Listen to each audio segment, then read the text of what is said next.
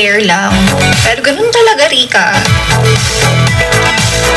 Magpaka-tatag lang talaga, magpaka-strong lang talaga, no, sa mga pagsubok sa buhay.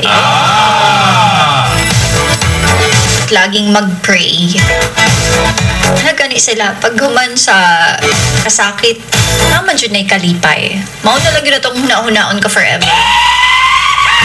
Luyo sa kalisod, karong panahuna na amangyoy kaharuhay. Sa Jude ka, ha? Kaya for you, Sir Romel, kausapin mo yung girlfriend mo, prangkahin mo na lang. So, okay na masaktan siya sa katotohanan kaysa naman na matara siyang morning, may iba ka na palang napupusuan.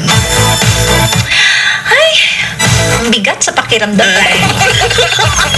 Kung ma-imagine yung pain. Diba? Ka-forever. Maraming salamat po sa mga nakisama kay Rika Bonita sa loob ng 3 oras. Susunod na happy with sino ba? Si Mariposa. Alas 11 hanggang 1 po yan ng hapon. Balik po ako mamayang alas 3 para sa programang Happy Hapon. Dito po yan sa paborito ninyong FM station ng